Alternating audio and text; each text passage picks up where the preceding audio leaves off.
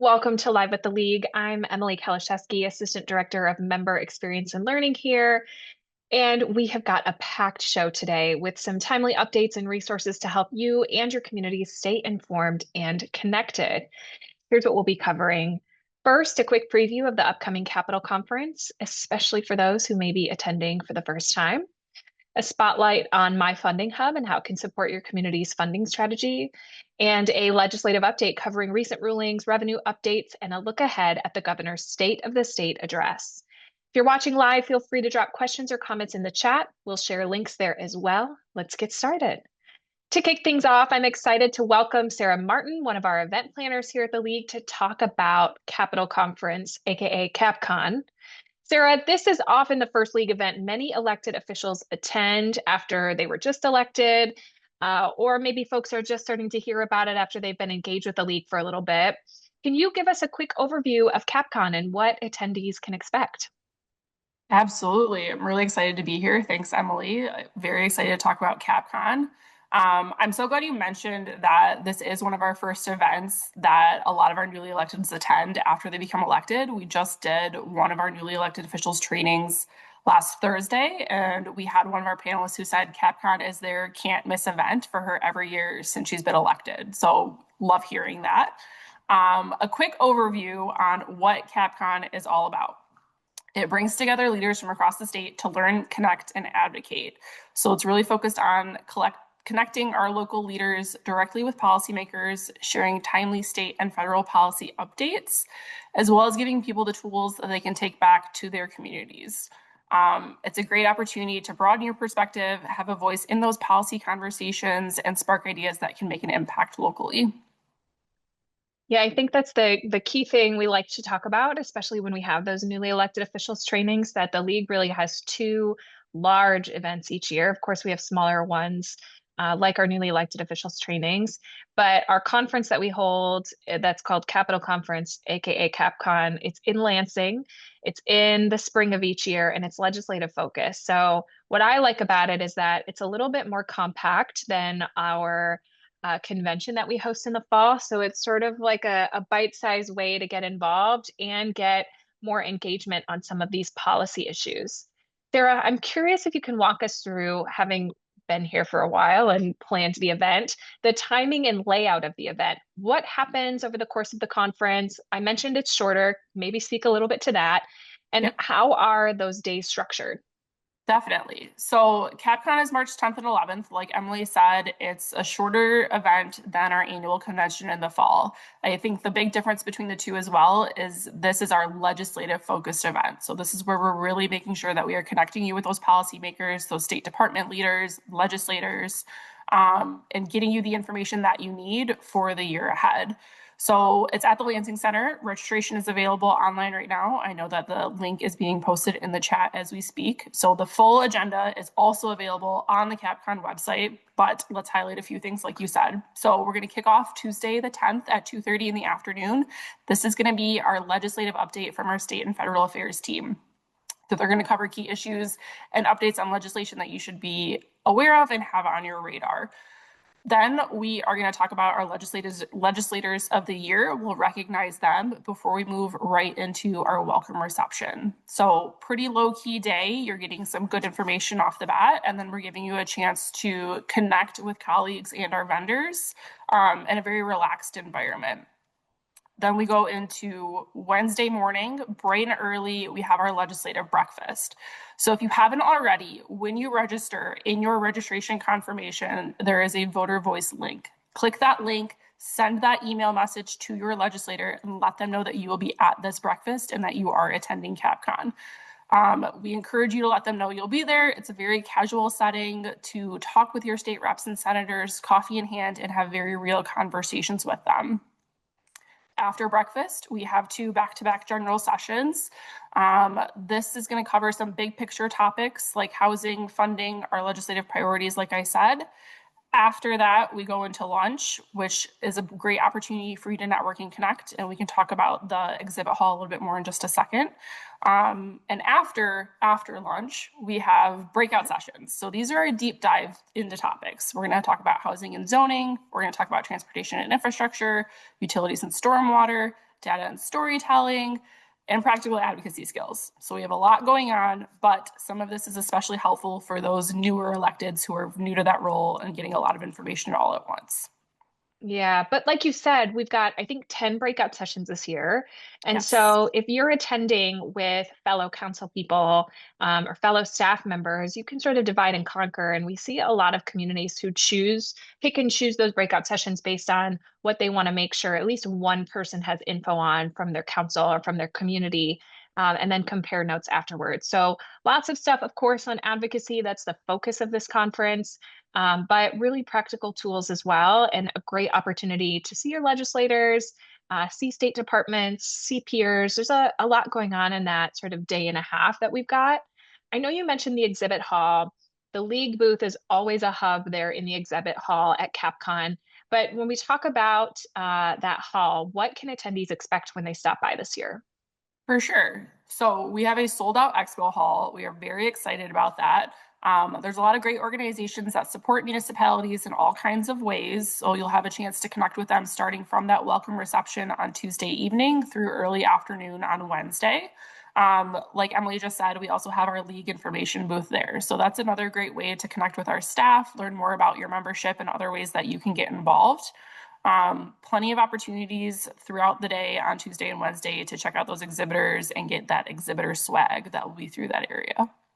Yeah, and meet some folks that you might want to connect with, even if you aren't interested in maybe their services at the moment. They're great people to have sort of in your back pocket as you continue leading in your community. I know we had a question come in through the chat. How many legislators generally attend these events? So I'll speak to that a little bit, and then Sarah, maybe you can weigh in. But we typically have, I want to say, around 50 legislators that come and attend the legislative breakfast. Now, we talk about if you're going to attend that legislative breakfast, we want to make sure that you are filling out that form and letting your legislators know that you'll be there. That is the most important thing you can do to make sure that your legislator knows that you'll be there and will attend because they know they've got folks there. So when you are signing up for CapCon, you want to make sure that you are filling that out. We do try to make it as easy as possible for either the legislators themselves or staff to attend to have conversations with you. So the earlier you can RSVP and let us know, the earlier we can let your legislator know that you'll be there as well.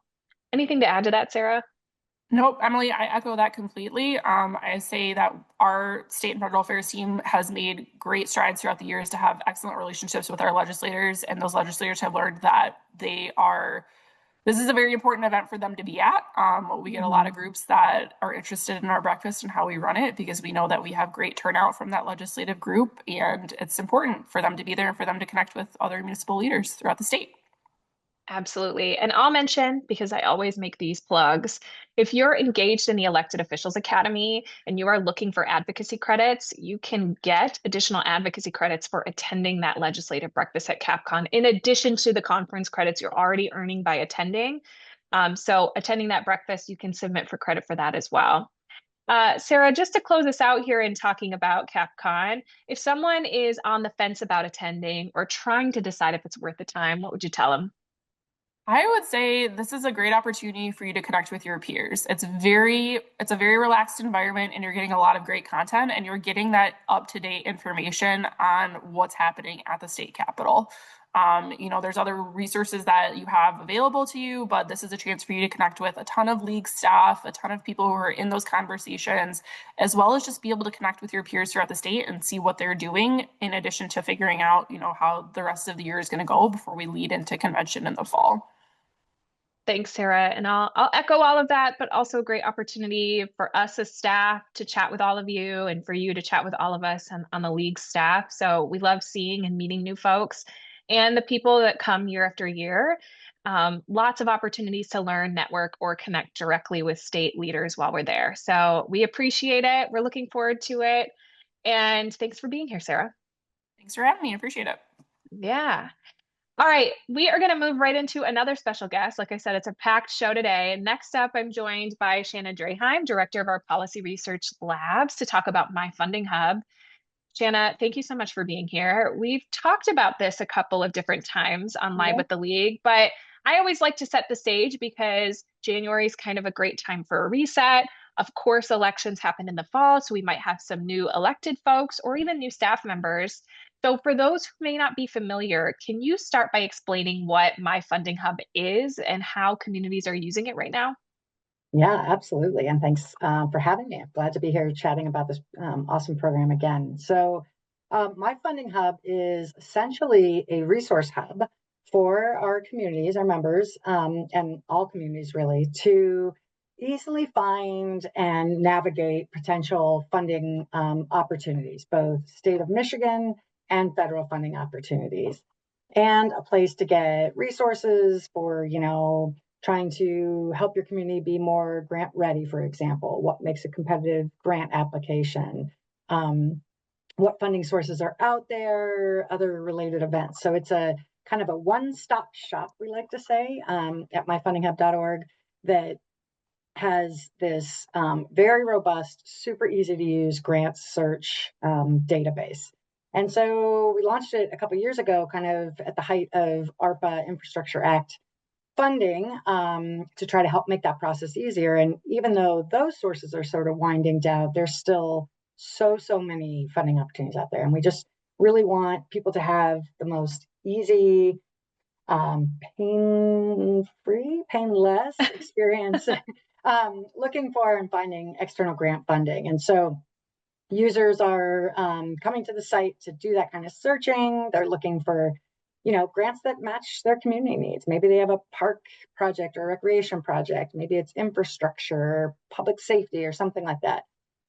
They can go on there. They can search by state and or federal. They can search by keyword. They can look up certain agencies, and it just, provides a quick snapshot of what that grant is, and then more additional information, and then links directly to those state or federal pages that are offering those grant funding. So it's just a really robust, easy to use tool. Yeah, well, I just want to glaze on you a little bit on this My Funding Hub, because really I don't think we talk enough and brag about it enough about how this was not a resource that existed before, Right. and communities would really have to search piecemeal for these opportunities. And what we've done, what your team has done, which is incredible, is put them all in one place, which I mean, when you're talking about what's going to make an impact for our members and folks who are working in local government, having a one-stop shop for this stuff is really, it's monumental. Maybe it may not sound or seem that way, but Yeah. it really is. Yeah. And in talking with members about this resource, and just trying to get the word out there, that's what we hear back is like, oh, wow, I first of all may not have known this existed, and second of all, like this is so useful. Yeah, for sure. I mean, well, so first of all, we are one of only a couple states that have a resource like this. And we are Yeah. the only state that has both state grant information and federal grant information in that. And for anybody out there who has done this grant searching, maybe you have a project, a water infrastructure project, and you're poking around in, Department of Eagle's website, and then maybe you're looking Oh. on DNRs, and then you're maybe going here, and it is an onerous process. And now that is all in one spot. And over the last 6 months, we've actually been improving that even more by we've been partnering with a local small business based out of the UP, Hmm. that is an AI technology firm, and they actually have a tool that's going out and scraping all of that data and all that information from state websites and from federalgrants.gov. It downloads it on a weekly basis, all to this site. So it's just all in one spot.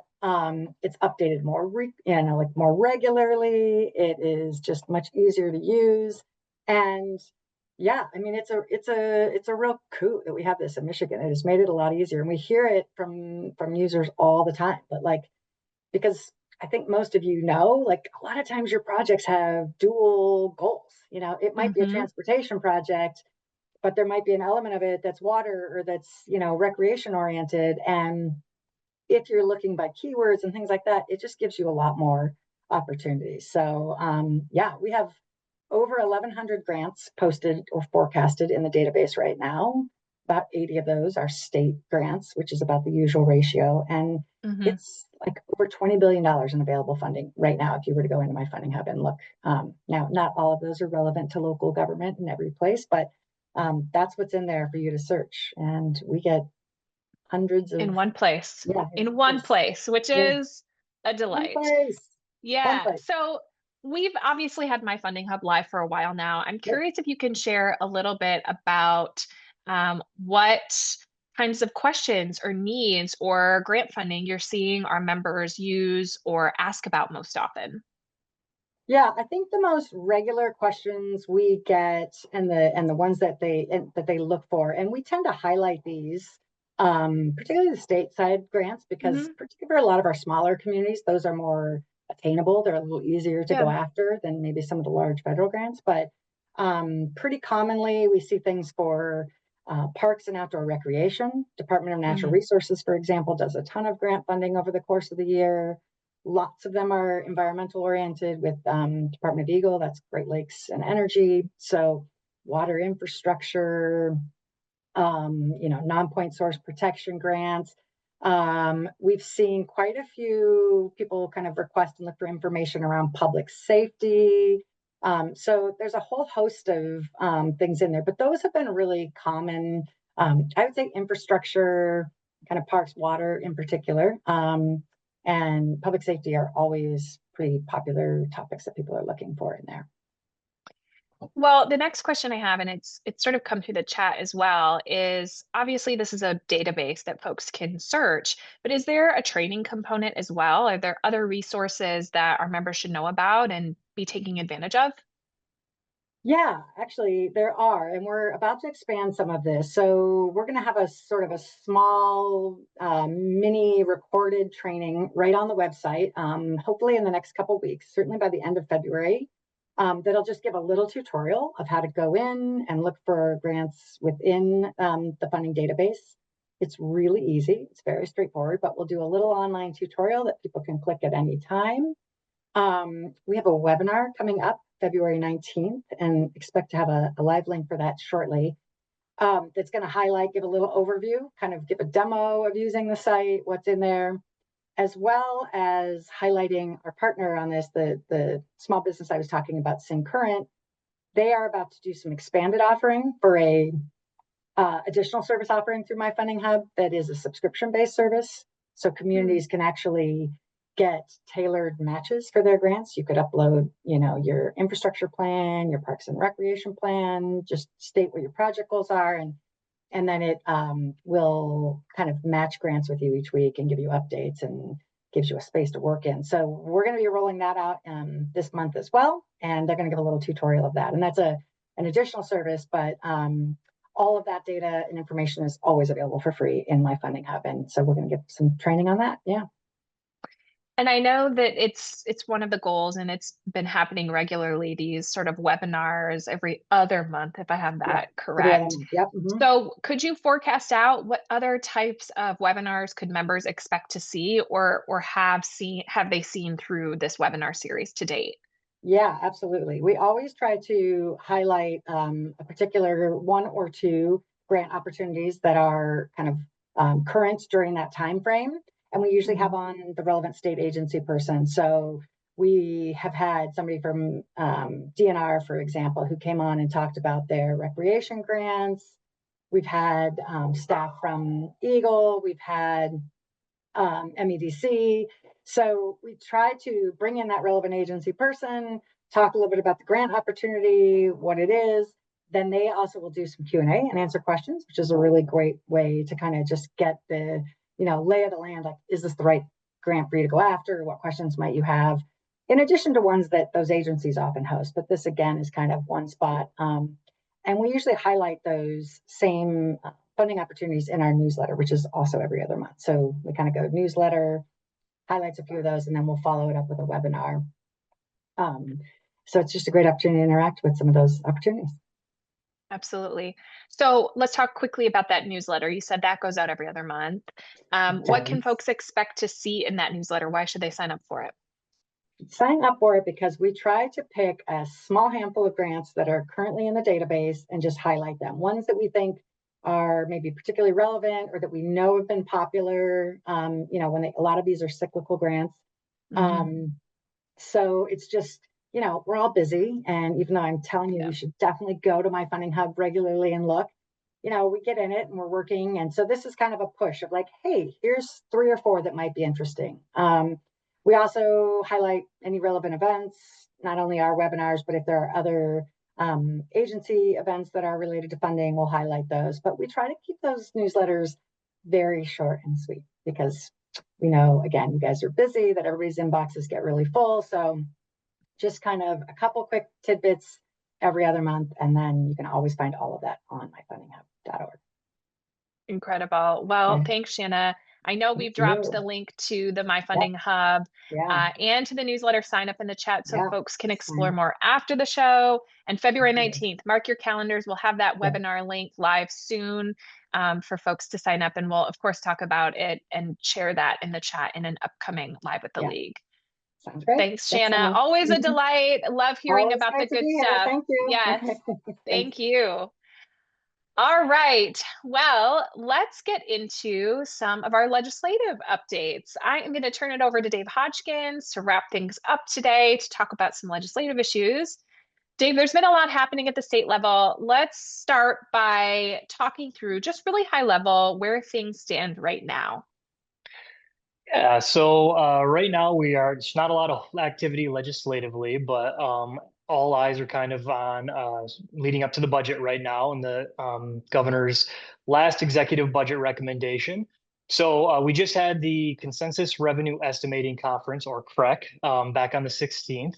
And that's really a snapshot of where our economy is headed. And it's meant to kind of establish that official agreed upon economic forecast and some revenue projections for that state budget. So it really sets the foundation for the governor's executive budget recommendation, and then in turn, the House and the Senate's budget negotiations as well. I will say that they projected that we are down about $1 billion for revenue for this upcoming year for the projections.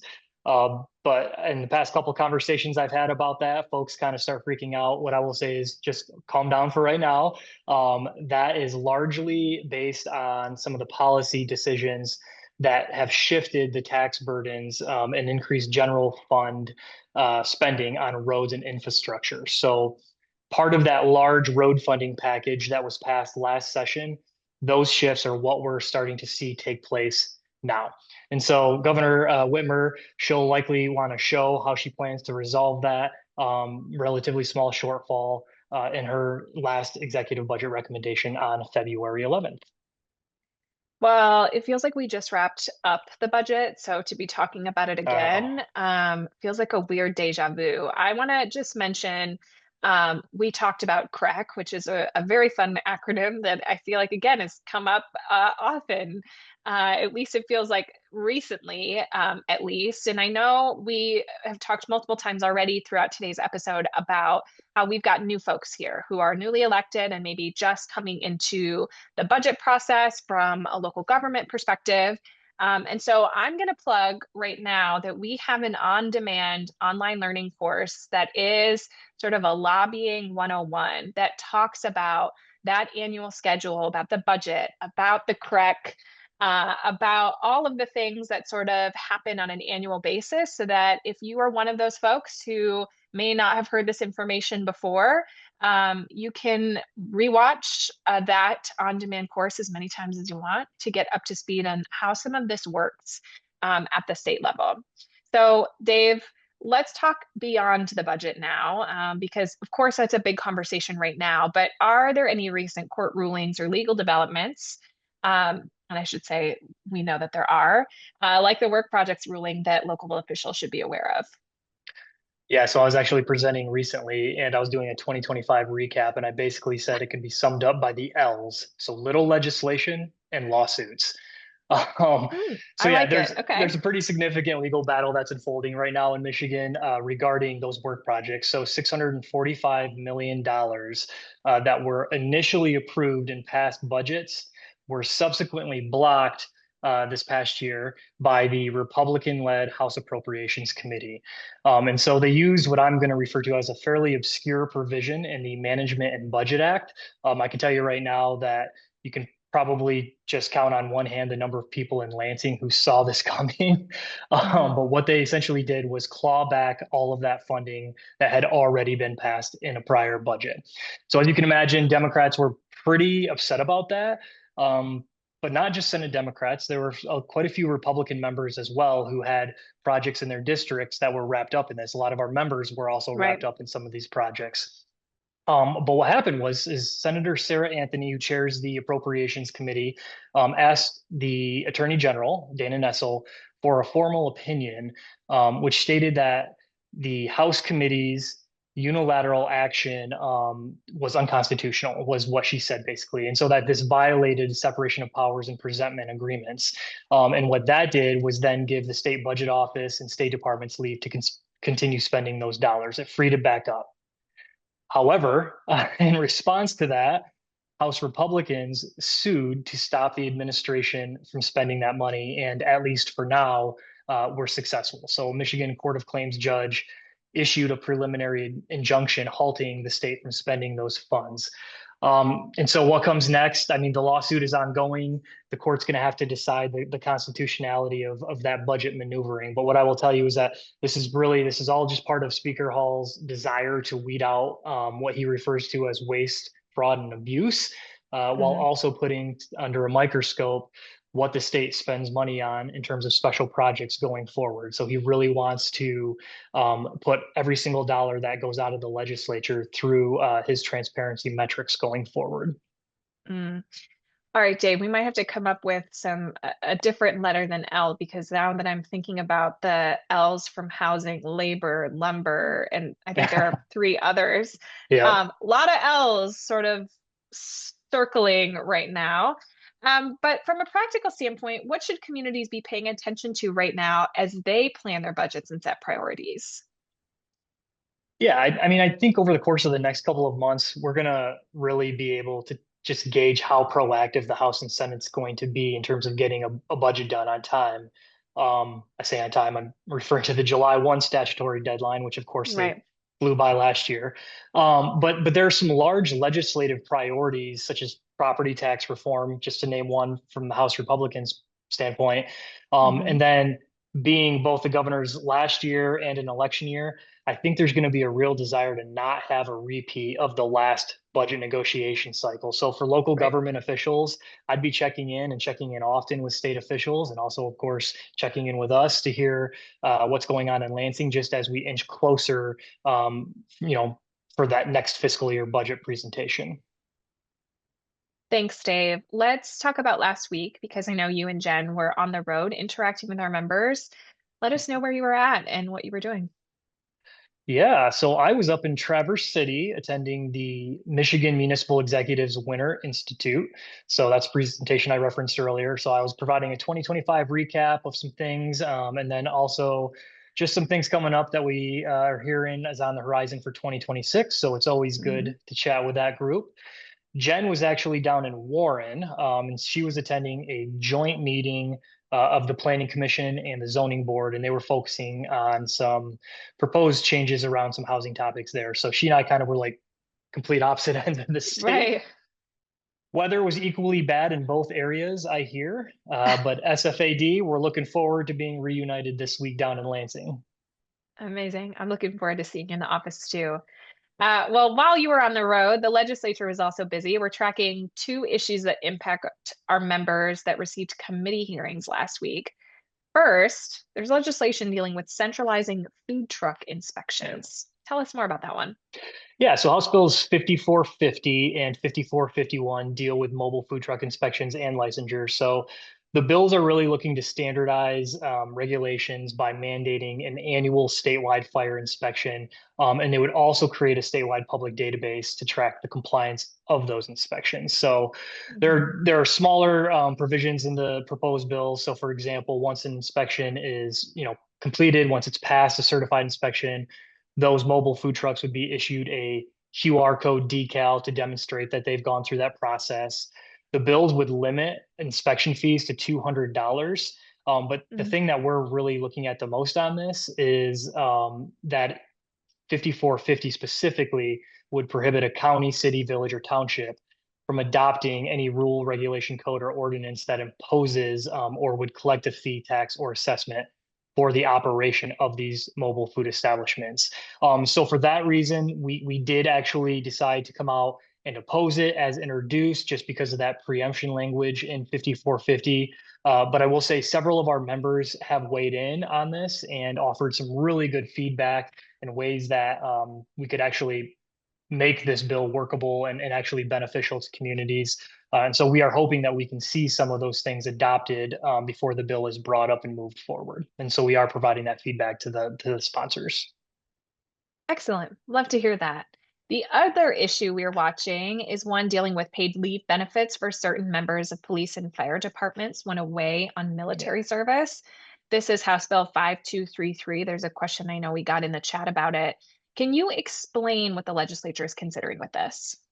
Yeah, so there's actually a couple bills in this package, and I'll just start by saying we haven't taken an official position on these bills just as of yet, anyways. So 5232 and 5233 would create the Military Leave for First Responders Act. And so in committee, this was really framed as, a reservist in the military when participating in training or other required actions. They shouldn't be required to use their personal leave benefits to fulfill those duties.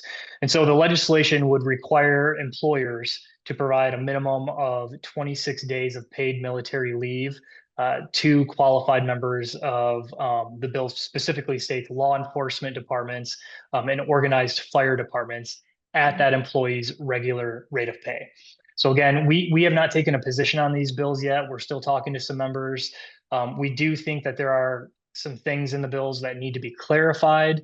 I did see a question earlier on this. So one of the things, for example, that we think needs to be clarified is that this should be just for full-time employees, not necessarily for volunteers and part-time. So that's some feedback that we're going to be offering to the sponsor and to the committee chair. But what I will say is that the bill has not been scheduled as of yet for committee action this week. So we have a little bit of time, and we will be setting up some meetings to go over some of the feedback that we've been presented with by our members for the sponsor and the committee. Excellent. All right. Well, looking ahead, I know maybe we touched on it briefly, the governor's State of the State address. It's scheduled for February 25th. What should local officials watch for as we approach that? Yeah, February 25th at 7 p.m. So Governor Whitmer has announced that improving Michigan's student literacy rates is going to be her top priority for her final year in office. Michigan is 44th in the nation for fourth grade reading. So obviously we have some work to do there. But other topics that our members will want to tune in for include housing and energy costs. Those have been kind of shared priorities for legislative leadership and the governor for some time now, maybe coming at it different ways, but the governor has renewed her interest in taking those on, basically trying to make everything more affordable for Michiganders.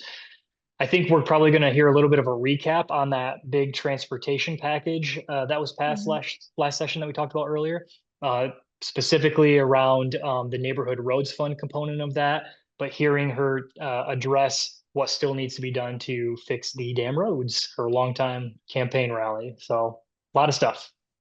A lot of stuff. Thanks, Dave. We appreciate the clear breakdown and context around what all of this means for our members and local communities. All right, before we sign off, a few quick reminders. We talked about CapCon earlier today, but registration is open. You can check the chat for details, hotel information, session highlights. If you want to peek at the agenda, that is all available on our website. Our final newly elected officials training of the year is coming up on Saturday, February 7th. So if you were not able to join us for any of those other sessions that we hosted after the fall election season ended back in November, this is the last session we're offering. Now's the time. Go ahead and sign up for that. We also have our Elected Officials Academy Winter Core and Advanced Summits. So these summits are learning opportunities through the Elected Officials Academy focused on building knowledge, confidence, and practical skills for elected officials, with the added benefit of earning required and elective credits for the Academy. So if you took that newly elected officials training, the next step is our EOA Core Summit. The advanced is for folks who have already taken that core and want additional training. So both are taking place virtually on February 20th through 21st. So you don't have to drive, which is a nice bonus this time of year.